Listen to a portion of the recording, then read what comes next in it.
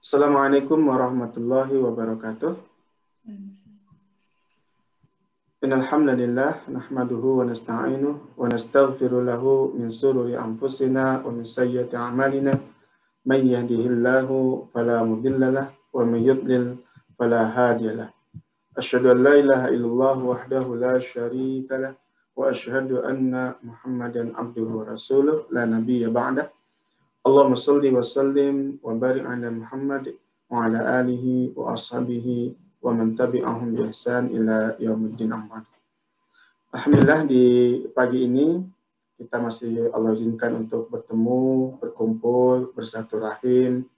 Kita berharap kepada Allah semoga setiap pertemuan kita ada pertemuan yang Allah berkahi, pertemuan yang menjadikan kita semakin baik dalam berislam, pertemuan yang membuat hati-hati kita semakin terikat dalam ukhuwah, pertemuan yang membuat kita semakin berkomitmen untuk menjadi lebih baik dari hari ke hari.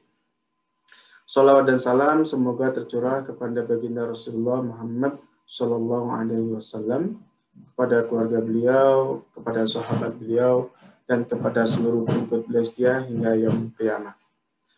Sebelumnya saya mohon maaf nih karena ada tukang lagi kerja di apartemen saya, jadi mungkin nanti suaranya agak ada sedikit gangguan dari tadi. Untuk hari ini kita insya Allah akan tadabbur. Saya ingin pilih untuk hari ini akhir surah dari Al-Baqarah ya. Dua ayat terakhir surah Al-Baqarah. Kalau Ibu sedang megang Quran, boleh dibuka surah Al-Baqarah halaman yang paling terakhir, ayat 285-286. Insya Allah sering kita dengar ayat ini dibacakan.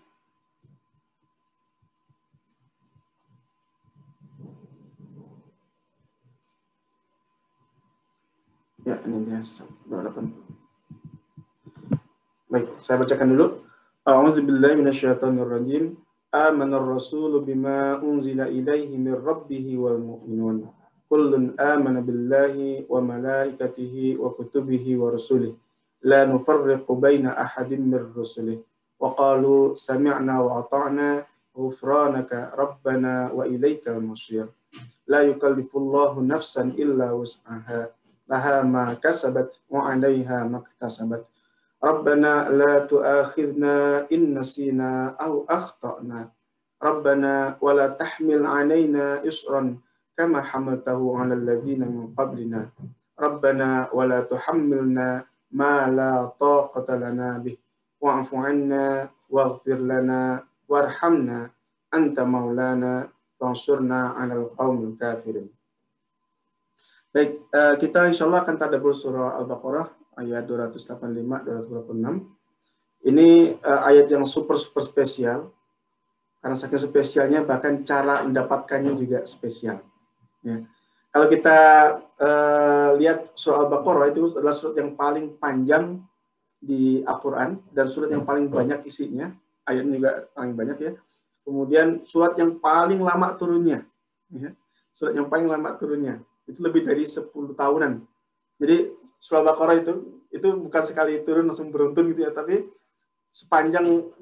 Yang anehnya surat ini nanti turunnya itu bukan dari awal ya, tapi dari ujung. Nah, yang saya bacakan barusan surah Al-Baqarah 286 itu turunnya di sekitar tahun ke-13 kenabian. Jadi udah pertengahan ya, di akhir periode Mekah menjelang Rasulullah hijrah ke Madinah.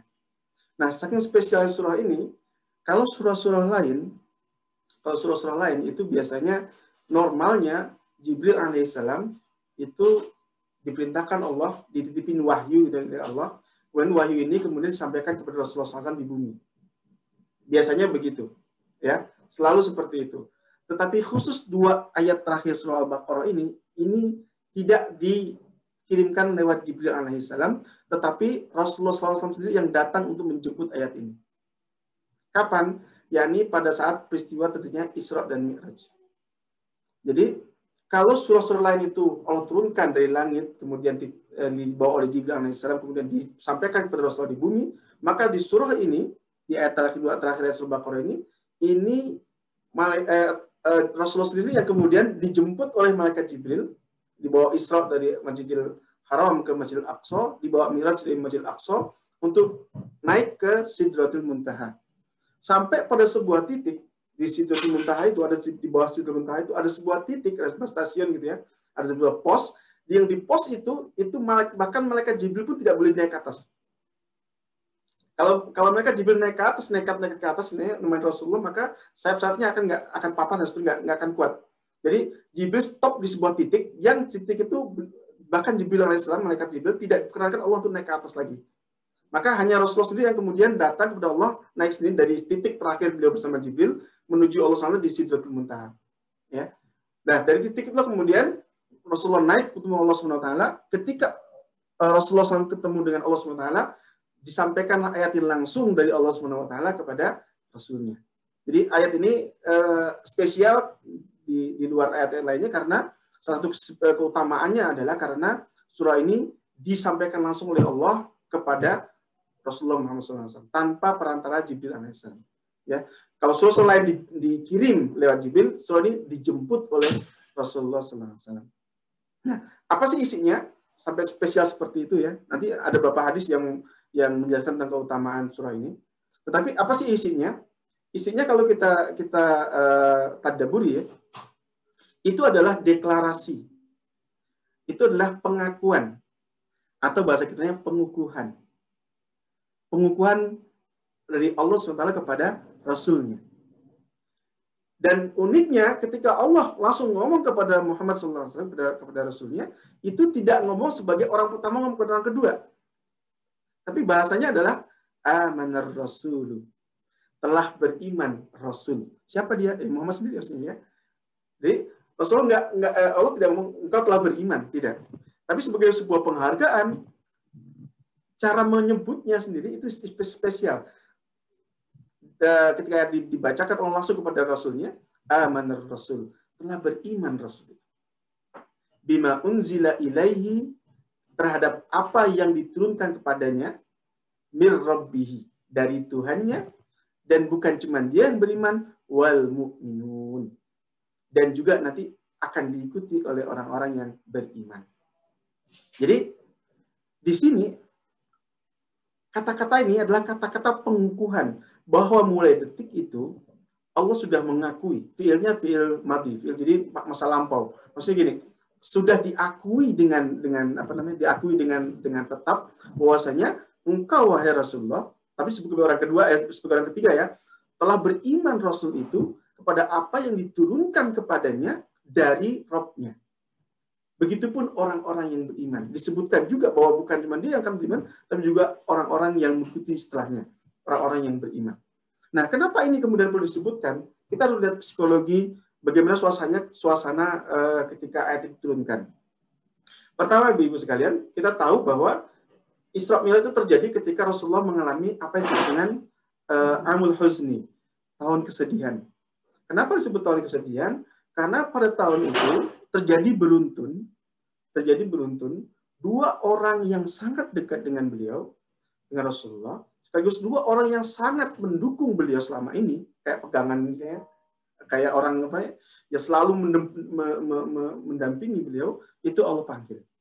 Yang pertama yang Allah panggil adalah istri beliau, Khadijah. Jadi kita tahu Rasulullah tuh selama beliau nikah dengan Khadijah, beliau tidak memiliki istri yang lainnya. Jadi selama beliau dengan Khadijah itu kayak spesial lah gitu. Bahkan setelah nanti Khadijah meninggal, Aisyah ya, istri Rasulullah yang paling muda. Aisyah tuh katanya tidak ada istri Rasulullah yang lainnya membuat aku paling cemburu kecuali Khadijah. Kenapa? Karena meskipun telah wafat, Rasulullah selalu bilang, tolong sampaikan ini untuk keluarga Khadijah, tolong sampaikan ini untuk keluarga Khadijah. Oh, sebut tuh sampai membuat Aisyah itu cemburu. Karena Khadijah udah wafat ya, udah meninggal gitu. Nah, tahun itu Allah wafatkan Khadijah. Khadijah adalah orang pertama yang beriman kepada Rasulullah. Orang pertama. Ya, sebelum yang lainnya. Jadi orang pertama yang masuk Islam itu adalah Khadijah. Bahkan bukan sekedar beriman, beliau adalah orang yang selama ini mendukung. Bahkan kalau bahasa kita ya namanya suami istri ya, beliau adalah orang yang tempat curhat paling nyaman Rasulullah. Kita tahu pertama kali Rasulullah, bayangkan ya, ketika pertama kali wahyu diturunkan, itu sesuatu yang buat bahkan Rasul tuh kaget gitu ya. Saking kagetnya beliau, bayangin, Beliau pertama, apa sih yang terjadi Rasulullah? Beliau kan selama ini beliau gelisah. Gelisahnya kenapa? Karena melihat situasi yang kayaknya ada nggak benar dengan kaum saya, ada yang nggak benar dengan negara saya, ada yang nggak benar dengan masyarakat saya. Beliau mentok gitu. Terus kalau saya ingin perbaiki gimana caranya? Kalau saya ingin melakukan sesuatu gimana caranya? Beliau nggak ketemu caranya. Maka kemudian beliau mencoba untuk menenangkan dirinya sambil merenung gitu dengan membiasakan diri pergi ke 2 tahun terakhir sebelum jadi Nabi. Beliau punya kebiasaan setiap bulan Ramadan itu beliau pergi ke Gua Hira untuk tahanus, untuk menyendiri, untuk kayak merenung gitu ya. Merenungnya bukan cuma sejam 2 jam, tapi berhari-hari gitu ya, bawa bekal, bawa apa, naik ke Gua Thur, kemudian di sana beliau merenung sambil memandangi kota Mekah. Ya. Sampailah kemudian ketika beliau berumur 40 tahun, tiba-tiba di suatu malam yang gelap gitu, lagi merenung, tiba-tiba datang seseorang yang kemudian di dalam gelap itu datang langsung kemudian memeluk beliau dan mengatakan Iqra, baca. Maka kemudian Rasulullah itu kita pahami beliau adalah orang yang tidak bisa membaca. Maka dia mengatakan, maaf Nabi, kalau saya nggak bisa baca. Dipeluk kuat-kuat sampai beliau kesusahan bernapas gitu. Lalu beliau mengatakan, Iqra, bacalah. Kemudian beliau sok lagi. Kemudian jawab beliau sama, mana Nabi, kalau saya nggak bisa baca. 3 kali kemudian dipeluk lagi, sampai 3 kali dipeluk. Kemudian Rasulullah mengubah sikapnya. Kalau pertama kali mana Nabi Khori, terakhir baru kemudian Jibril yang meluk. Waktu itu belum kenalan ya, dari Rasulullah nggak tahu siapa gitu. Jibril langsung bacakan Iqra bismi rabbikal ladzi khalaq, khalaqal insana min 'alaq dan seterusnya.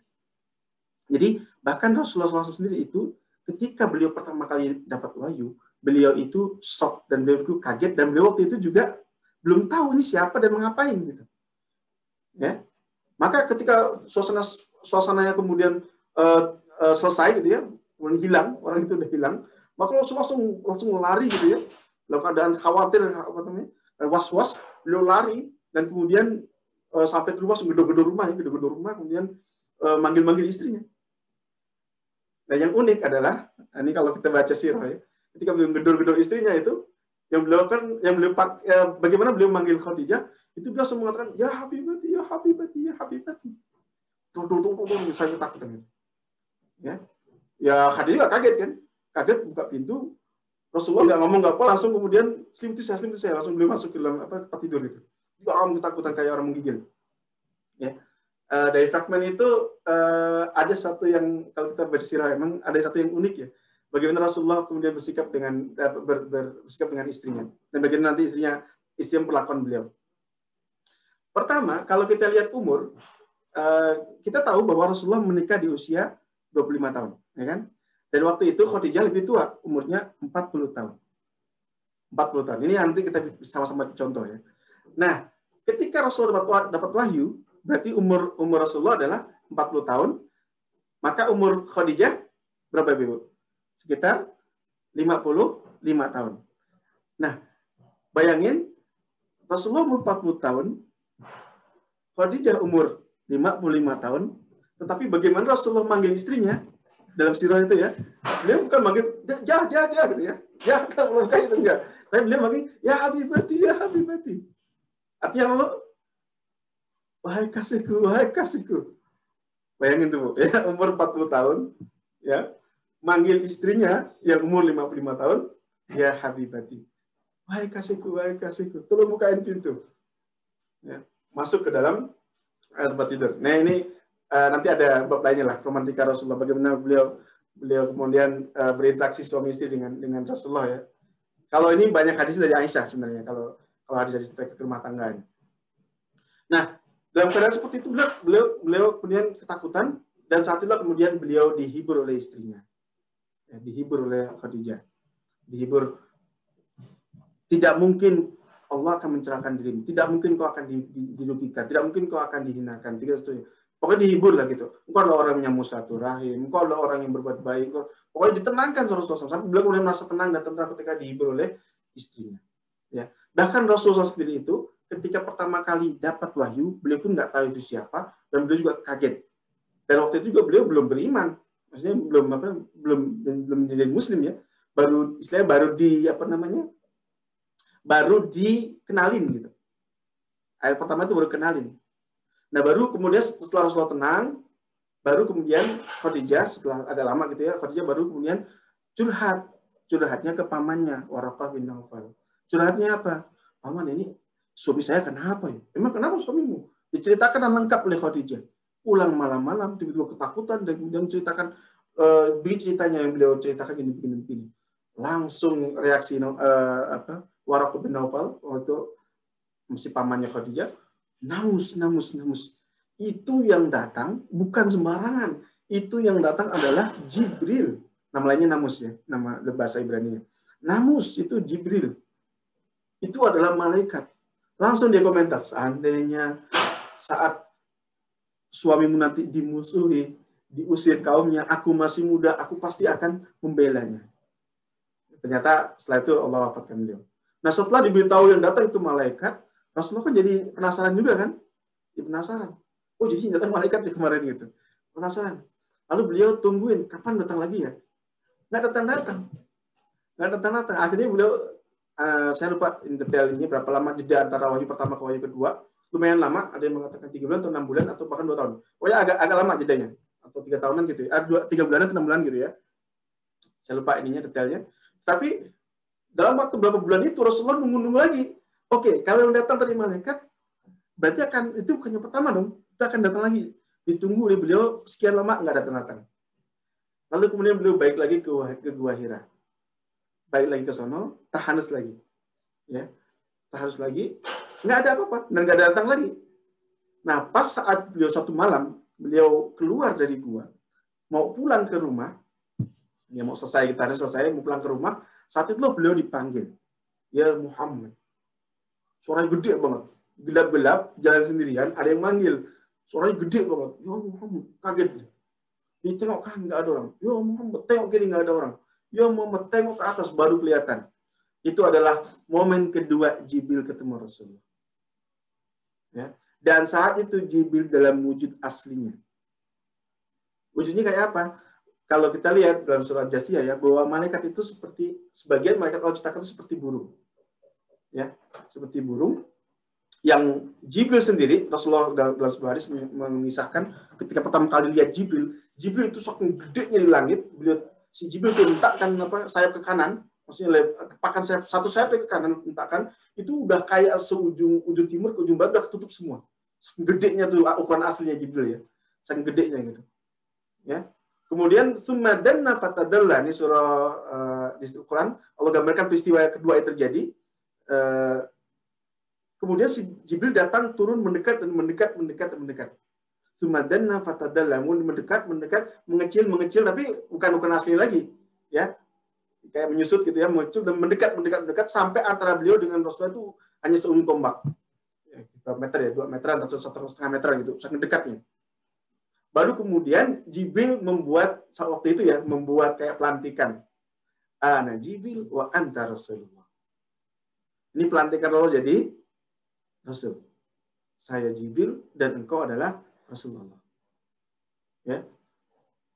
Kaget lagi Rasulullah. Tadi udah siap ya, udah ditunggu-tunggu sama beliau. Begitu datang lagi dan melihat aslinya, dan kemudian malam itu dilantik ana Jibril wa anta Rasulullah. Kaget lagi Rasulullah. Ternyata belum siap juga mentalnya. Shock juga beliau.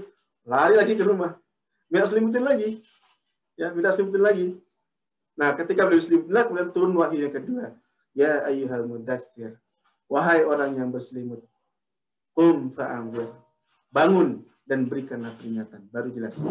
Ya. Baru tadi dilantik. Waktu beliau ditemui langsung tuh, berdua itu. Dilantik. Dan ketika beliau sampai ke rumah karena ketakutan lagi, masuk selimut lagi, lalu kemudian dijelaskan turun wahyu kedua, perintahnya jelas, ya ayyuhal mudaththir, wahai orang sedang berselimut, qum fa'anzir, bangunlah dan berikanlah peringatan. Wa rabbaka fakabbir, dan Tuhanmu agungkanlah. Wa thiyabaka fatahhir, dan bajumu bersihkanlah. Wa rujza fahjur, dan mulai hari ini segala tindakan buruk tinggalkanlah. Wali rabbika fasbir, dan terhadap ketetapan yang akan Allah berikan kepadamu maka bersabarlah. Ini surah Al-Mudaththir. Wahyu kedua turun. Jadi suasananya Rasulullah dari mulai nggak kenal sama sekali, kemudian diajak kenalan oleh Jibril, dilantik sekali diajak kenalan oleh Jibril, ana Jibril wa anta Rasul. Kemudian baru ketiga baru dikasih tugas. Tugasnya adalah bangun, berikan peringatan. Dan kemudian mulai hari ini agungkan Tuhanmu, bersihkan pakaianmu, tinggalkan segala perbuatan kotor, dan bersabar dengan ketetapan Tuhan. Dengan segala yang akan terjadi akan datang. Baru wahyu kedua. Nah setelah itulah kemudian Rasulullah mulai mengalami peristiwa-peristiwa besar yang secara otomatis membuat beliau semakin hari semakin berat hidupnya. Kita bisa bayangkan suasananya. Ibu sekalian, bayangin kalau kita seandainya Rasulullah hidup di masa sekarang. Ada tetangga kita, anggaplah Rasulullah tetangga kita. Tetangga kita tuh baik banget. Saking baiknya sampai orang-orang menggelarinya orang yang paling jujur sedunia. Kan gelar beliau itu Al-Amin sebelum beliau jadi Rasul ya. Orang yang paling bisa dipercaya. Kalau ngomong nggak pernah bohong, tak pernah ada track recordnya bohong, dan kalau dititipin amanah banget. Maka Rasulullah zaman itu belum ada bank, maka orang-orang Mekah yang datang, yang ingin nyimpen uangnya, itu mereka nyimpennya di mana? Di Rasulullah. Rasulullah jadi kayak orang yang menjagakan harta orang gitu, ya. Jadi dititipin harta untuk kemudian ya itu ada upahnya ya. Tapi kira-kira dulu nggak ada banknya Rasulullah itu. Ya orang kalau ingin merasa aman, tentram, hartanya tersimpan dengan baik, maka orang titipin ke Rasulullah. Ya, itu Rasulullah.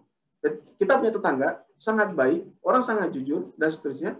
Tiba-tiba, bayangin kalau kita jadi tetangga Rasulullah, tiba-tiba suatu hari datang kita, tok, assalamualaikum, waalaikumsalam. Terus dia cerita, tadi malam saya ketemu Jibril, tadi malam saya ketemu malaikat, dan mulai hari ini saya ditunjuk jadi nabi. Bayangin, saya ditunjuk jadi nabi. Oh, kalau tergantung kita. Kalaupun kita selama ini baik dengan dia, respon kita baik dengan dia, tiba-tiba dia ngomong gitu, apa kira-kira respon kita? Ini bapak ini tadi malam minum obat apa ya? Kira-kira ini sakit apa gitu? Ini dalam hati kita akan merasa kasihan. Ini kenapa orang ini gitu? Nah ternyata tiba-tiba ngaku tadi malam ketemu malaikat dan dia diangkat jadi nabi. Tentu nggak gampang gitu. Nggak gampang. Bahkan orang yang selama ini dekat dengan beliau pun nggak gampang untuk kemudian untuk langsung percaya itu sesuatu nggak gampang. Gitu. Kecuali Khadijah itu benar-benar siap mentalnya. Dan beliau sudah kenal dengan Rasulullah, maka ketika Rasulullah itu langsung jadi orang pertama beriman. Tetapi orang sekitarnya itu nggak gampang untuk kemudian menerima bahwa beliau adalah seorang nabi. Bayangin ya, suasananya. Dan semakin hari beliau terus seperti itu, semakin hari ketika beliau terus menyampaikan dakwahnya, yang dilakukan Rasulullah adalah ketika disampaikan ayat itu adalah segala sesuatu isinya sesuatu yang bertentangan dengan kebiasaan masyarakat. Kalau kita ketemu orang, misalnya gini, Rasulullah sampai dikatakan sebagai orang aneh, ya, sebagai orang aneh, masih nggak mempan terus sampai dikatakan sebagai majnun, orang gila, dan seterusnya. Kenapa? Gini, masyarakat itu sepakatan waktu itu, umumnya waktu itu semua orang sepakat bahwa namanya Tuhan itu ada Hubal, ada Lata, ada Uzza gitu, ada patung-patung itu. Ini adalah Tuhan kita. Tuhan utamanya Allah, tapi Allah tuh kayak punya CS-an gitu ya. Punya CS-an. Mereka percaya dengan Allah. Dari awal mereka percaya dengan Allah karena mereka adalah keturunan dari Nabi Ibrahim, maka mereka kenal dengan Allah dari awalnya. Tetapi mereka punya selain Allah nih ada siapa-siapa gitu. Ada Hubal, Lata, Manaf dan seterusnya gitu ya. Sebagai ininya. Itu umumnya begitu. Ya. Itu dari sisi nyembahnya. Dari sisi ekonominya, orang waktu itu biasa dengan itu namanya riba. Ya. Ya biasa mereka ngutangin untuk kemudian dibungain uangnya. Itu biasa. Bahkan salah satu tokoh riba di zaman itu adalah paman Rasulullah sendiri namanya Abbas bin Abdul Muthalib. Beliau adalah salah satu tokoh orang yang bisnisnya memang bisnis riba gitu. Ya. Seperti itu. Jadi dari sisi sosialnya, bayangin waktu itu orang berbangga-bangga dengan anak laki-laki dan orang merasa terhina kalau punya anak perempuan. Dan kadang-kadang mental itu sampai sekarang masih ada. Ya, menganggap bahwa kalau punya anak laki-laki itu lebih spesial kalau daripada punya anak perempuan. Atau merasa kalau nggak punya anak laki-laki itu kemudian kayak keturunan terputus. Mental itu kadang-kadang masih ada sampai sekarang. Nah, semua itu kemudian satu persatu itu dijelaskan oleh Rasulullah, disampaikan Rasulullah, kebiasaan ini nggak benar. Bukan ini yang Allah inginkan. Bukan ini yang Allah kehendaki. Harusnya begini terus seperti itu, pelan-pelan Rasulullah ngomongnya. Ya, satu. Maka saat itu sangat berat ya, sampai jadi orang Mekah sendiri itu untuk kemudian menjadi beriman itu perlu waktu sangat panjang. Ya, kita tahu bahwa Fatu Mekah yang ditaklukkan Rasulullah itu setelah hampir 23 tahun. Ya, 22 tahunan gitu. Bayangin, sampai 20 tahun lebih lah untuk kemudian mereka bisa percaya bahwa padahal yang selama ini mereka temuin adalah orang yang paling dipercaya di kalangan mereka. Ya, seperti itu. Jadi suasana pertama kali beliau jadi nabi itu nggak mudah ya. Kira-kira kita gimana ya? Kita sendiri kalau diminta untuk melakukan seperti itu kan perkara yang mudah. Untuk melawan arus, kira-kira begitu. Ya, untuk melawan arus menyampaikan mana yang benar, mana yang salah. Ya, dan beliau waktu itu sendirian, nggak ada orang lain. Beliau adalah sendirian, dari mulai sendirian. Maka dalam surah Ad-Duha, walal akhiratu khairul laka minal ula. Dan yang akhir itu akan jauh lebih baik daripada yang sebelumnya. Salah satu makna dari ayat ini adalah proses berikutnya, dakwah berikutnya itu akan jadi lebih mudah buatmu daripada dakwah yang pertama kali. Ya, kalau sekarang gampang beriman kepada Allah itu gampang karena kita Muslim hari ini adalah seperlima penduduk dunia. Jadi bukan lagi orang yang terasing gitu, orang yang aneh gitu. Tapi pertama kali Rasulullah hadir itu beliau adalah orang yang dianggap super aneh gitu. Ya, sedang super aneh.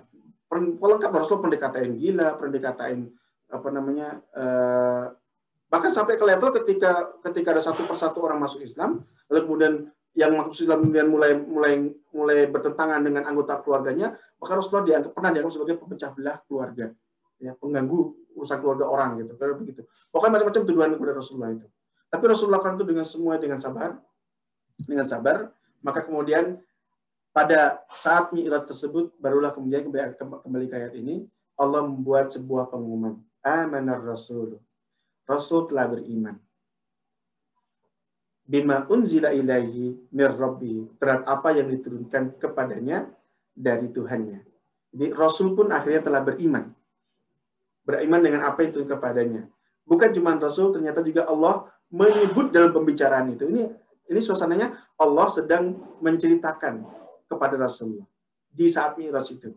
Mengingatkan tentang saat-saat pertama beliau diangkat jadi Nabi, dan betapa beliau pun kaget waktu itu, dan beliau baru pertama kali bertemu dengan Jibril, dan kemudian beliau beriman kepada Allah. Maka Allah ingatkan itu kepada Rasulullah. Aman rasulu bima unzila ilaihi mir rabbihi wal mu'minun. Dan begitu pun orang-orang yang beriman. Mereka pengikut-pengikutmu, mereka juga telah beriman. Kullun amana billahi. Semuanya kalian itu, ya, Rasul dalam beriman ini, mereka beriman kepada Allah, billahi, nanti jadi rukun iman ya, wa malaikatihi, mereka percaya dengan Allah. Mereka yakin kepada malaikat, adanya malaikat-malaikat, wa kutubihi, mereka juga yakin dengan kitab-kitab yang Allah turunkan, bukan cuma Quran, tapi ada kitab sebelumnya, wa rusulihi, dan bukan cuma kitab-kitab, juga Allah turunkan rasul-rasul sebelumnya. La nufarriqu baina ahadin mir rusulihi. Ini sikap yang paling benar, yang Allah ajarkan. Mereka tidak membeda-bedakan di antara rasul-rasul itu. Semuanya diimani, semuanya diikuti. Ya, maka kalau kita lihat dalam Quran ya, kalau kita lihat Rasul aja, Rasul itu kan dalam kajian itu berapa jumlah Rasul yang pernah berapa jumlah Nabi yang pernah Allah turunkan ke bumi? Itu ada 124 ribuan Nabi. Ya, untuk seluruh umat manusia dunia ini ada 124 ribuan Nabi. Tetapi yang Allah kenalkan namanya, disebut namanya dalam Al-Quran itu hanya 25. Dan Rasul-Rasul itu dihadirkan, dikisahkan untuk apa? Apakah sudah dicerita? Oh enggak. Untuk Rasulullah sendiri, ketika Rasul diceritakan itu sebagai motivasi buat beliau, sekaligus sebagai penenang buat beliau. Ketika Rasulullah merasa, aduh kok gini-gini amat sih? Maka kemudian Allah ingatkan kisah tentang Musa alaihissalam. Ketika Rasulullah kemudian merasa, ini kok saya udah jauh sekian lama 10 tahunan di Mekah, kok malah kayak makin berat hidup saya. Maka Allah ingatkan tentang kisah Nuh alaihissalam. Kemudian Rasulullah merasa dakwahnya seperti ditolak dan seterusnya, maka beliau diingatkan tentang kisah Nabi Ibrahim alaihissalam. Bagaimana beliau berpasrah kepada Allah. Jadi kisah-kisah Nabi itu dihadirkan dalam Al-Quran itu bukan sekedar jadi kisah, tetapi untuk sebagai penghibur hati, sebagai pemotivasi bagi Rasulullah, dan tentu bagi kita juga sebagai umatnya. Dan kita itu tidak boleh membeda-bedakan. Ya, dan hadirnya Rasulullah itu salah satunya adalah untuk membersihkan nama-nama para nabi. Bisa bayangin Ibu, bisa bayangin Ibu ya. Di ajaran agama lain, mohon maaf, itu kadang-kadang dalam kitabnya mereka menyebut nabi tapi dengan dalam tanda kutip merendahkan apa namanya? Kewibawaan nabi itu sendiri. Contoh yang paling gamblang lah, Nabi Daud. Nabi Daud. Apa fitnah paling berat yang menimpa Nabi Daud? Bukan setelah ketika beliau hidup ya, beliau raja, nggak ada yang berani macam-macam. Tapi setelah beliau wafat, apa yang terjadi kitab-kitab sebelum Al-Quran diturunkan? Mereka menuduh Daud, kalau Ibu pernah dengar kisah saya lihat, Daud punya 99 istri, betul. Kisahnya kan begitu. Lalu kemudian beliau ingin supaya istrinya genap jadi 100. Ya kan? Dan beliau melihat salah satu istri panglimanya itu cantik banget. Dan beliau ingin dapatkan itu. Maka caranya gimana? Caranya adalah si panglima itu dikirim ke medan perang supaya mati. Nanti istrinya diambil sama dia. Ini fitnah yang luar biasa dahsyat kepada Nabi Daud alaihissalam. Dan itu ada tertulis di kitab lain. Maka Allah bersihkan dengan Al-Quran. Bukan begitu ceritanya ya. Maka Allah buat kisah betapa sensitifnya Nabi Daud itu dan betapa adilnya. Ada kisah Nabi Daud disebutkan dalam Al-Quran, dan kisahnya mirip-mirip menyinggung kisah itu. Tapi bukan itu letak poinnya. Suatu hari, saya lupa surah apa ya, As-Saffat gitu maksudnya, Nabi Daud itu pernah suatu hari berada dalam mihrabnya. Ketika beliau dalam mihrab, beliau raja sangat berkuasa waktu itu, dan beliau punya di tengah-tengah kerajaannya itu ada di tengah istananya itu ada tempat khusus tempat beliau beribadah, namanya mihrab. Ya. Itu tempat spesial yang nggak boleh semua orang masuk. Hanya beliau yang kemudian punya akses dan orang yang beliau izinkan boleh masuk. Tiba-tiba, pada suatu malam ketika beliau dalam mihrab itu, ada dua orang yang manjat tebing. Manjat tebing, kemudian tiba-tiba lompat masuk di dalam mihrab itu. Dan Nabi Daud kaget. Ini atas kisah dalam Al-Quran. Nabi Daud kaget melihat keduanya. Ya, Nabi Daud kaget melihat keduanya. Lalu kemudian kata dua orang ini, satu mengatakan, jangan takut. Kami hanya mau mengadu. Kami hanya mau minta keadilan. Apa ceritanya? Kata orang yang ngomong tadi, sesungguhnya ini aku dan ini adalah saudaraku. Aku punya 1 ekor kambing, domba. Dan saudaraku punya 99 domba. Nah, ingat ya, kisah ini kan mirip-mirip dengan ini ya. Kalau kita lihat angkanya, kisah yang ditulis dalam Bible, ada di dalam Bible, dalam Injil ya, versi sekarang maksudnya bukan yang asli.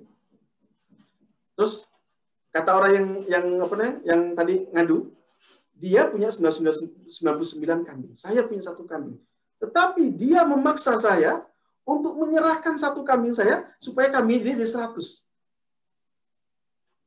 Maka kemudian saya minta keadilan. Nabi Daud alaihissalam, beliau langsung mengatakan sesungguhnya yang melakukan seperti itu adalah orang-orang yang zalim. Gitu selesai ngomong gitu, langsung hilang keduanya. Langsung kaget Nabi Daud, sadar beliau ini bukan manusia tapi malaikat yang Allah kirimkan.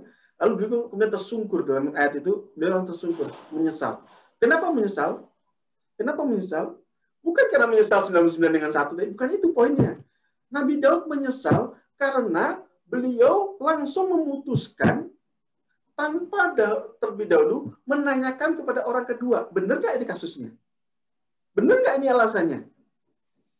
Tetapi beliau hanya mendengarkan dari satu keluhan, satu pihak, kemudian beliau langsung memutuskan bahwa orang ini yang tadi dilaporkan itu adalah orang yang zalim. Berarti kan nggak sensitif, ya? Kenapa nggak sensitif? Harusnya sebagai raja yang adil, beliau itu harusnya jangan langsung cepat menerima berita, langsung diputuskan tanpa kemudian menanyakan dulu, meng-cross check lah gitu bahasanya, meng-cross check kepada yang dilaporin tadi. Tadi kan 2 orang bersaudara, satu laporin, udah ngomong, tidak curhat panjang lebar, yang satu diem aja. Belum sempat ditanyain kepada orang kedua, Nabi Daud langsung memutuskan, ini kamu zalim, nggak benar kamu ini. langsung kemudian hilang doa. Sudah hilang, begitu hilang langsung Nabi langsung kaget. Beliau sadar itu adalah malaikat yang Allah utus, nggak mungkin manusia. Lalu kemudian menyadari kesalahan. Kesalahannya beliau apa? Kesalahan bukan masalah 99 dengan satu tadi, itu nggak ada hubungan dengan beliau. Yang kesalahan beliau adalah beliau memutuskan sesuatu tanpa terlebih dahulu menanyakan kepada orang kedua, benar nggak ini tuduhannya? Kenapa kamu melakukan itu? Pokoknya menanyakan lebih detail, mungkin biar dapat informasi dari dua sumber, biar beliau bisa memutuskan dengan tepat. Nah, karena terbawa oleh suasana yang dibangun oleh orang pertama, maka kemudian beliau langsung memutuskan. Dari situlah kemudian beliau bersujud dan meminta ampun kepada Allah karena telah melakukan kesalahan. Bahkan padahal beliau tahu yang datang adalah bukan manusia, itu adalah malaikat yang diutus untuk kemudian memberikan pelajaran untuk beliau supaya beliau berlaku adil. Ini Nabi Daud. Jadi kisahnya mirip dengan kisah, tapi yang satu tuduhan, yang satu ini untuk menyatakan bahwa Nabi Daud itu adalah orang yang sangat sensitif dan kemudian sadar ketika beliau memutuskan yang salah, memutuskan dengan cara yang salah, beliau langsung kemudian tersadar kesalahannya dan minta ampun kepada Allah. Ya, ini di Quran datang itu untuk membersihkan nama-nama para nabi yang dahulu ada di sebagian nabi itu dituduh yang nggak benar atau yang macam-macam oleh generasi-generasi sebelumnya atau umat-umat terdahulu. Seperti itu. Maka kita sebagai seorang muslim, tugas kita adalah la nufarriqu baina ahadin mir rusuli. Kita tidak membeda-bedakan nabi-nabi tersebut, kita menghormati mereka semua, muliakan mereka semua, menjaga kemuliaan mereka semua. Ya, kira-kira seperti itu. Dan syariatnya juga kita jaga. Wa qalu, dan Nabi dalam Al-Qur'an ini mengatakan sami'na wa ata'na. Kami dengar, kami taati. Kami dengar, kami taati. Beda dengan Yahudi. Yahudi dulu dikasih syariat yang sama lewat Nabi Musa AS. Tetapi ketika diajak Nabi Musa, mereka mengatakan sami'na wa asoina. Oke, kami dengar, kami ngerti, tapi sorry, kami nggak bisa ikut. Itu akhlaknya orang Yahudi. Kita diajarkan wa qalu sami'na wa ata'na. Apa-apa yang datang dari Allah itu kami dengar ya Allah dan kami taati. Kami dengar, kami taati. Nah, cuman ini masalahnya. Kita tidak mungkin mentaati kalau kita belum mendengar dulu. Ya kan? Saya mentaati Allah. Apa yang mau ditaati? Ya kan? Maka yang pertama itu kita juga evaluasi bagi kita juga untuk bagaimana kita berinteraksi dengan keluarga kita, berinteraksi dengan masyarakat kita. Yang pertama adalah sami'na dulu. Perdengarkan dulu. Untuk kita juga gitu. Saya mentaati Allah. Mentaati gimana? Nah, itu perbanyak mendengar dulu. Allah maunya apa? Ya kan gitu. Oh, Allah nyuruhnya kalau urusan bisnis begini aturannya, kalau urusan berkeluarga begini aturannya, kalau bermasyarakat begini aturannya. Kita dengarkan gitu. Arahnya bagaimana? Dan kita harus banyak mendengar dan posting nggak boleh berhenti ya. Terus mendengar, terus mendengar. Setelah kita mendengar, kita paham, baru keluar kata-kata wa ta'na. Kami taati ya Allah. Disuruh gini, kami taati ya Allah. Disuruh gini, kami taati ya Allah. Ini bukan cuma sekedar masalah ibadah mabok, ini juga terkait dengan seluruh cara hidup kita. Karena untuk itu haruslah diutus.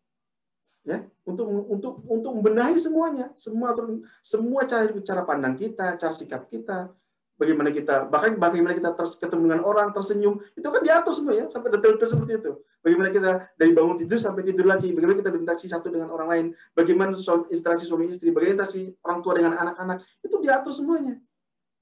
Ya. Dan kita tidak akan mungkin atokna kalau kita belum sami'na. Maka sami'na dulu banyak-banyak. Belajar dulu banyak maksudnya saya. Kalau kita mau bersikap antara sebagai orang tua kepada anak kita, gimana? Belajar dulu ininya. Allah maunya gimana? Sebaliknya, kita sebagai anak bersikap orang tua kita udah meninggal, gimana adabnya? Kita dengan orang tetangga kita, itu gimana adabnya? Pelajari ininya, sami'na, dengar. Oh gini, suruh gini, oh gini. Oh dengan tangga tuh begini, dengan tangga tuh begini, dengan orang tua tuh begini, dengan teman tuh begini. Milih teman tuh begini, itu kan ada aturan semuanya. Nah itu kita harus sami'na, dengar, baru di akhir setelah kita mendengar dan kita pahami, keluar kata-kata wa ta'na, kami taati. Ya, maka ayat ini nyuruh kita jangan berhenti untuk belajar. Kapan berhenti belajar? Kalau sudah ketemu kematian, baru silakan berhenti belajar. Kalau belum meninggal, terus belajar, terus belajar untuk memahami atau mengerti atau Allah tuh maunya apa? Allah tuh maunya gimana? Kalau ketemu masalah ini, Allah tuh panduannya kayak apa? Dan seterusnya. Baru kemudian setelah kita paham, oh gini panduannya. Wah, nah, kami taati. Nah, cuma kita juga sadar, kadang-kadang kita sudah tahu, kita sudah berusaha untuk mentaati, tapi ternyata usaha kita nggak maksimal. Maka ayat ini berlanjut, ghufranak. Ghufranak. Ampuni kami ya Allah. Ghufranaka Rabbana wa ilaikal masir. Ampuni kami wahai Rabb kami, dan kepadamulah kami kelak akan pasti dikembalikan. Ghufranak. Ya Allah, kami minta ampun. Jadi gini, ini untuk menggambarkan istighfar. Istighfar ketika kita berusaha untuk mentaati Allah, kadang-kadang kita sadar gitu ya. Atau bahkan kita nggak sadar, yang kita lakukan itu nggak sempurna. Sholat harusnya khusyuk, kita nggak khusyuk. Sedekah harusnya ikhlas, ada penyakit lain yang mungkin mencampuri niat kita, ya kan? Akhlak harusnya baik, kita kadang-kadang masih kebawa emosi, dan seterusnya. Ini ada sesuatu yang kemudian kita udah tahu harusnya begini, tapi kita nggak kemudian berusaha untuk melakukan itu nggak optimal, nggak maksimal. Maka akhir dari ibadah kita, akhir dari sikap kita, akhir dari akhlak kita, akhir dari aktivitas kita akhiri dengan istighfar. Astagfirullahaladzim. Ya kan? Makanya kita bersalam, sholat itu, astagfirullah, assalamualaikum warahmatullahi wabarakatuh, assalamualaikum warahmatullahi wabarakatuh. Sunnahnya adalah tutup dengan istighfar, astagfirullahaladzim, astagfirullahaladzim. Kenapa? Habis sholat kok istighfar sih? Iya, karena habis sholat kita sadar bahwa sholat kita sendiri, bahkan dalam sholat sendiri pun kita sadar kita nggak sempurna. Pikiran kita belum khusyuk, dan seterusnya. Banyak kekurangan dalam amal kita. Maka kita tutup semua amal kita dengan istighfar. Ghufranaka Rabbana wa ilaikal masir. Dan al-masir itu tempat kembali yang paling ujung. Maksudnya gini, stasiun paling terakhir lah, kira-kira begitu. Ya. Mau kemana pun kita pergi dan seterusnya, pada akhirnya kepada Allah kita akan kembali. Jadi seperti itu. Nah, ayat berikutnya, la yukallifullahu nafsan illa wus'aha. Ini pengumuman dari Allah untuk kita. Sekaligus kabar gembira ya, kabar gembira untuk kita. La yukallifullahu nafsan. Allah tidak akan membebani nafsan, setiap orang itu, illa wus'aha, kecuali pada batas kemampuannya. Nah, jadi ibu-ibu, kalau kita diuji Allah, Allah pasti tahu itu kita mampu. Cuma ingat, wus'aha itu ada dua makna. Kalau gampangannya, sederhananya, Allah tidak akan membebani sesuai kadar kemampuan. Tapi ada makna lain, wus'aha, maknanya adalah kecuali pada batas potensi yang dia miliki. Kadang-kadang kita gini, kita sebenarnya punya potensi segini, ya tinggi gitu, tetapi kita baru sekarang masih berada di tengah-tengah. Padahal kalau kita dikasih treatment sedikit, kita bisa naik lagi. Kayak orang atlet itu kalau mau lomba, mau olimpiade atau apa, mereka harus ikut yang namanya proses latihan. Saya lupa, training center lah gitu ya, TC. Di training center itu mereka harus istilah dalam tanda kutip meninggalkan kesenangannya. Mereka harus mau untuk mengikuti prosedur begini, latihan begini, dan sesuatu yang tidak menyenangkan bagi dirinya. Untuk apa? Untuk meningkatkan sa'yanya, untuk meningkatkan dia punya kapasitas. Nah, kata-kata kenapa Allah gunakan kata sa'ya?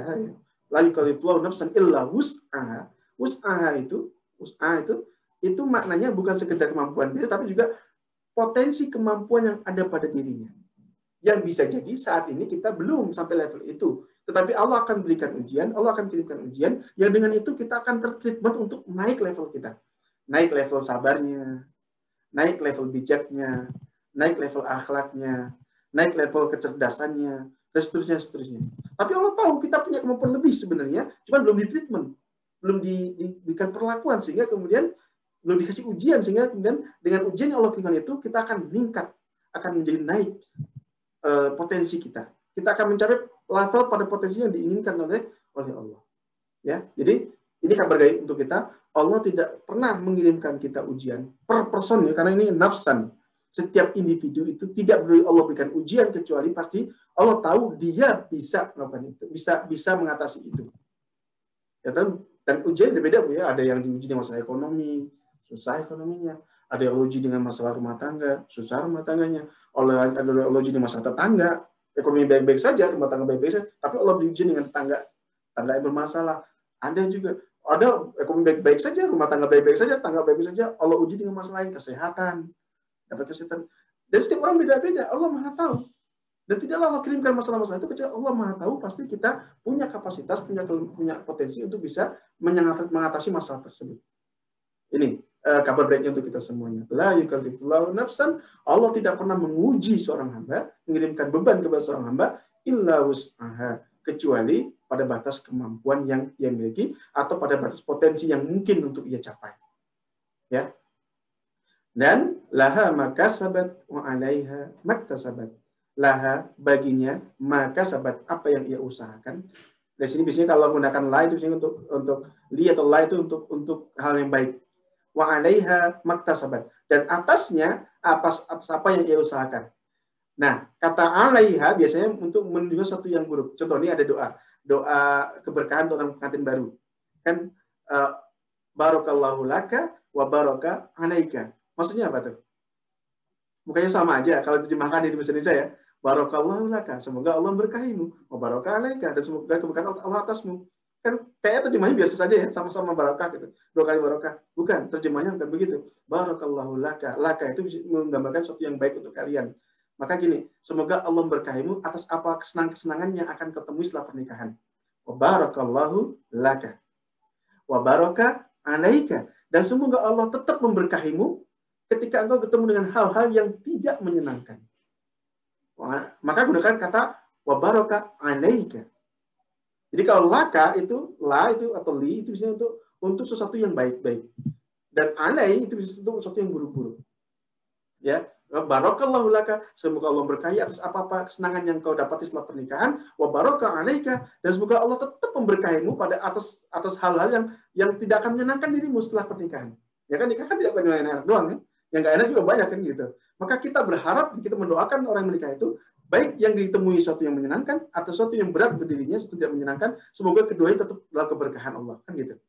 Itu doa kita untuk orang menikah. Nah, di sini juga sama, laha maka sabat, baginya apa yang ia usahakan, sesuatu yang baik ia usahakan, maksudnya kebaikan yang ia usahakan akan dibalas Allah dengan sempurna. Wa 'alaiha maktasabat, jangan lupa, dan atasnya, atas apa yang ia usahakan, maksudnya segala perbuatan buruk yang ia kerjakan, dia juga harus dimintai pertanggungjawaban. Kira-kira begitu. Ya. Maka kemudian setelah Allah berikan pengumuman ini, Allah ajarkan kita doa. Doa sangat dahsyat.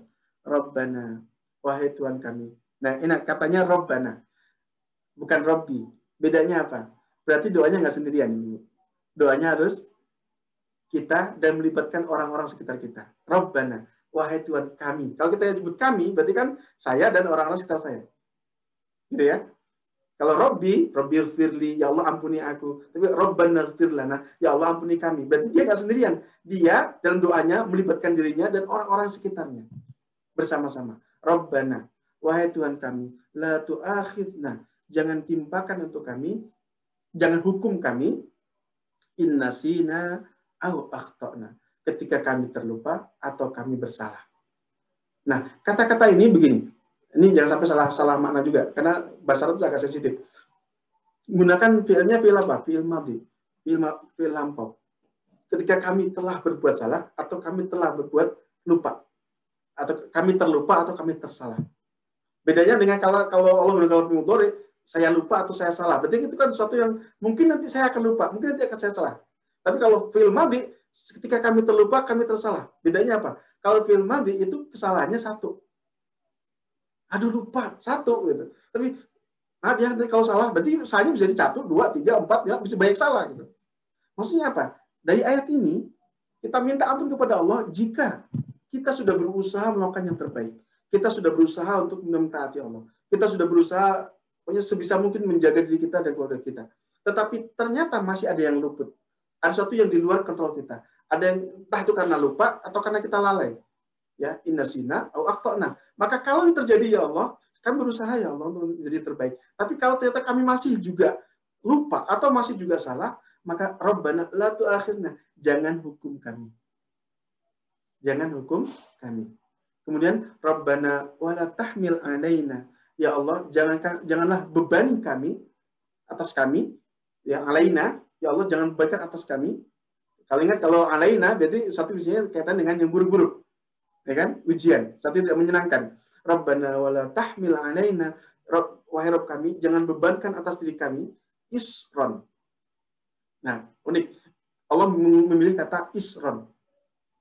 Isron yang bisa bermakna, kalau terjemahan di bahasa Indonesia artinya ujian, ya, atau beban, ya. Kalau terjemahkan secara langsung. Tapi ini isron ini kalau dilihat lebih dalam, dia bukan sekedar beban biasa, tapi beban yang saling terkait, beban yang punya apa namanya, beruntun-untun gitu ya, yang saling terkait, beban yang saling terhubung gitu. Isron. Kama hamaltahu 'alal ladzina min qablina, sebagaimana engkau bebani orang-orang sebelum kami. Jadi siapa mereka? Ini banyak, tapi salah satu juga adalah Bani Israel. Bani Israel itu, Yahudi itu, Allah muliakan mereka. Dikirimi banyak nabi. Allah janjikan tempat yang istimewa, Palestina. Ya. Tetapi ketika diajak dan Musa untuk masuk ke Palestina, pada Allah jadi pasti menang. Masuk aja, pasti menang. Mereka mengatakan, sami'na wa ata'na. Kami dengar, aduh nggak bisa Musa. Kau pernah saja bersama Tuhanmu, nanti kalau menang kabari kami ikut, nanti kami datang. Kira-kira begitu adab mereka pada Musa. Maka kemudian udah diajarin Allah, ditolong Allah, dikasih banyak nikmat. Bahkan ini saking spesial Bani Israel, di surah Al-Baqarah, ketika mereka dihukum pun, setelah mereka nggak mau masuk Palestina, dihukum Allah jadi bangsa terlantar 40 tahun, keliling di padang tin, ya bangsa apa namanya, nomaden begitu, nggak bisa masuk Palestina. 40 tahun hukum. Dalam keadaan dihukum itu, Allah masih kasihan dengan mereka, kirimkan manna wassalwa. Allah kirimkan 2 jenis makanan, yang makan itu langsung datang dari langit gitu. Bayangin ya, stok kayak tiap hari dapat stok makanan dari langit, tapi bentuknya manna wassalwa. Manna itu katanya kayak semacam madu atau gimana, salwa itu semacam unggas. Jadi tiap hari tiba-tiba datang nongol madu, tiba-tiba nongol unggas. Setiap hari seperti itu. Makanya enak setiap hari. Padahal lagi dihukum tuh. Ya, lagi dihukum. Tapi sungguh demikian banyak yang Allah berikan, mereka dikasih kemuliaan banyak, dikasih janji yang pasti, tetap aja mereka kemudian masih tidak melaksanakan yang seharusnya mereka kerjakan. Maka kata-kata yang terekam dalam Al-Quran dalam mereka mengatakan sami'na wa ata'na. Maka Allah hukum mereka. Allah timpakan beban. Apa beban yang Allah timpakan pada mereka karena kelalaian itu? Salah satunya adalah Allah jadikan mereka terpecah belah hatinya. Bani Israel itu ada 12 keturunan, ada 12 suku. Karena anak Nabi Yakub itu ada 12. Jadi Nabi Ibrahim punya anak namanya Nabi Ishak. Ada dua anaknya. Nabi Ibrahim punya anak Nabi Ismail dan Nabi Ishak. Dan Nabi Ismail nanti akan turun ke bawah jadi Nabi Muhammad. Nggak banyak Nabi di jalur Nabi Ismail. Ada Nabi Ismail, Nabi Ilyas, dan Nabi Muhammad yang ada 25 rasul itu. Sisanya itu banyak dari Bani Israel, keturunan Nabi Ishak. Nabi Ishak punya anak Yakub. Nabi Yakub punya anak 12. Di antara 12 itu ada namanya Yusuf, ada namanya Benyamin, dan seterusnya. Nah, setiap Nabi Yusuf di Nabi, gitu ya. Yang lainnya enggak. Cuma Nabi Yusuf di Nabi. Tapi 12 ini kemudian masing-masing keturunan membuat suku-suku sendiri di dalam Bani Israel. Nah, ternyata musibah yang Allah kirimkan kepada mereka setelah mereka tidak mentaati Allah, setelah diberikan nikmat begitu banyak, salah satu musibahnya adalah mereka Allah jadikan tercerai-berai. Saling bermusuhan antar anak keturunan sendiri. Ya, saling bermusuhan antar mereka sendiri. Ini yang terjadi dengan mereka. Dan kita minta kepada Allah, Rabbana wala tahmil alaina isran. Jangan timpakan musibah pada kami, jangan timpakan beban pada kami, jangan timpakan kesulitan kepada kami, jangan timpakan masalah kepada kami, sebagaimana kau timpakan kepada orang-orang yang sebelum kami, saat itu Bani Israel. Jadi yang kita inginkan kepada Allah. Jangan sampai penyakit Bani Israel itu tertimpa juga kepada kita umat Islam. Itu ini doa yang Allah coba kita. Rabbana wala tuhammilna ma la taqata lana bih. Itu dengan wa'fu 'anna waghfir lana warhamna. Terakhir ya, wa'fu 'anna waghfir lana warhamna. Maafkan kami, ampuni kami, dan rahmati kami. 3 ini harus ada. Apa bedanya afun dengan maghfirah? Kalau maghfirah itu dimaafkan, diampuni. Tapi diampuni gini, saya berbuat salah kepada orang lain atau orang lain berbuat salah dengan saya. Oke, saya ampuni. Tapi apakah apa kita masih nggak suka dengan dia? Bisa jadi iya, masih nggak suka dengan dia. Tapi saya udah ampuni dia. Itu ghafar. Tapi kalau wa'fu 'anna, maafkan dia, berarti levelnya lebih tinggi. Bukan sekedar apa namanya dimaafin, bukan sekedar dilupakan kesalahan, tapi juga dihapus kesalahan. Bukan sekedar diampuni, tapi juga dimaafkan kesalahannya, dihapuskan kesalahannya. Ini. Kenapa doa waktu Lailatul Qadar Itu doa yang Rasulullah ajarkan kepada Aisyah radhiyallahu anha. Aisyah bertanya, ya Rasul, kalau saya ketemu Lailatul Qadar, apa doa yang saya baca? Kata Rasulullah kepada Aisyah, "Qul," katakanlah, ketika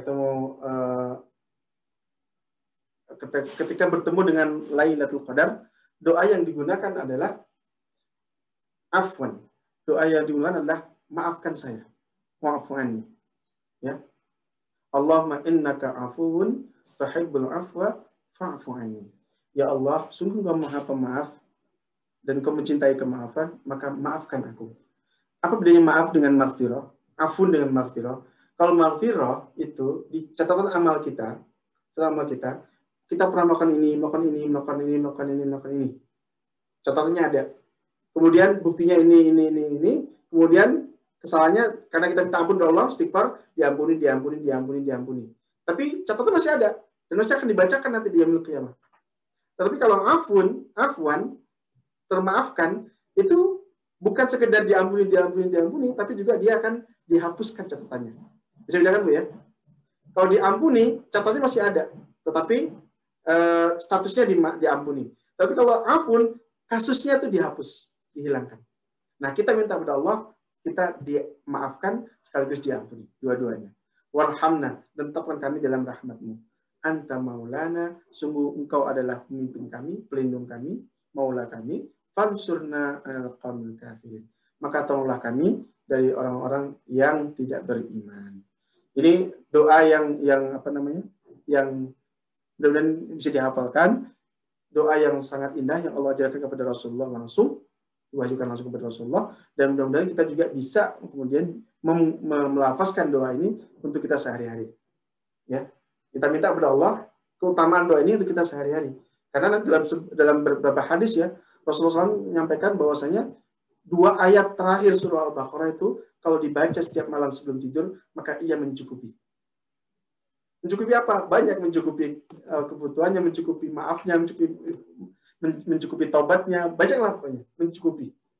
Cukup baca 2 ayat ini Rasulullah ajarkan ya, sebelum tidur, baca 2 ayat ini di awal malam sebelum tidur, maka ia akan mencukupi. Ya. Biar lengkap kita baca dua-duanya ayatnya dari mulai amanar rasul bima unzila ilaihi min rabbil mu'minun sampai doa terakhir wa'fu 'anna waghfir lana warhamna anta maulana fansurna 'alal qaumil kafirin. Jadi kita lafazkan doa ini. Nah, kalau belum hafal nanti bisa kita hafalkan 2 ayat terakhir ini ya. Dihafalkan dan kemudian lebih lanjut kalau bisa dibiasakan setiap malam sebelum tidur kita baca ayat ini sebelum tidur ya. Karena dengan baca 2 ayat ini sebelum tidur itu udah lengkap. Di situ kita minta maaf, di situ kita minta keringanan hidup, di situ kita minta jaminan kepastian bahwa kita tidak akan diberi dengan masalah yang tidak sanggup. Kita juga minta kepada Allah kemudian dirahmati, diampuni, dimaafkan salahnya. Lengkap semua di situ. Maka biasakan sebelum tidur kita amalkan, kita baca 2 terakhir ayat Al-Baqarah ini yang Rasulullah mendapatkannya langsung dari Allah di Sidratil Muntaha.